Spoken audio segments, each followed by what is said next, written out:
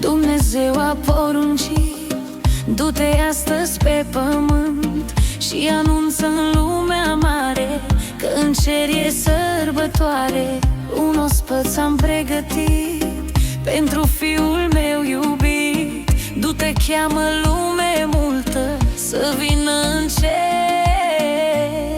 la nuntă. Veniți, veniți toți și intrați, căci masa este pregătită. Răsună glasul peste munți, dar lumea doarme liniștită. Veniți acum, surori și frați, veniți astăzi și ascultați. Cu haine albe vă îmbrăcați, veniți, intrați la nuntă.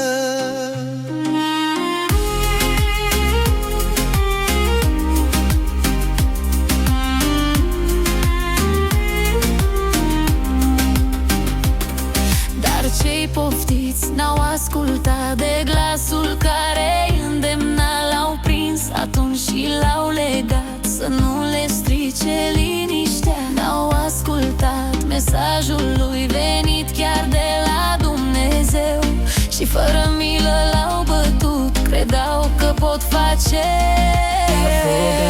ce vreau. Veniți, veniți, astăzi intrați, că masa este pregătită. Că dacă nu vreți să ascultați, voi singuri alegeți o sândă. Stăpânul s-a mâniat pe oamenii păcătoși și toți care au refuzat au fost starși de vii în foc. N-au fost vrednici să trăiască, nemărgând s-au răzvrătit. N-au vrut să se pocăiască pentru că nu l-au iubit.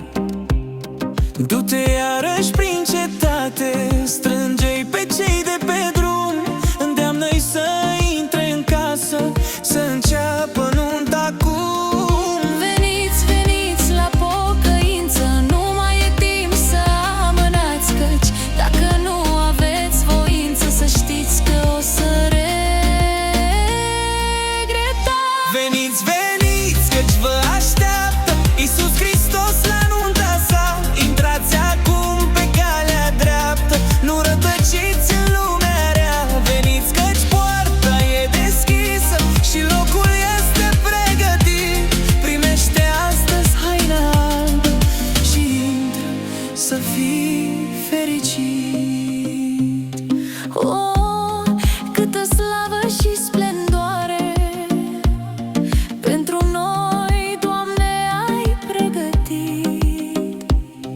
În cer e bucurie mare, cel mai frumos eveniment. Cel mai frumos din univers va străluci în splendoarea sa. Doamne Iisuse, te iubesc cu sufletul și viața mea.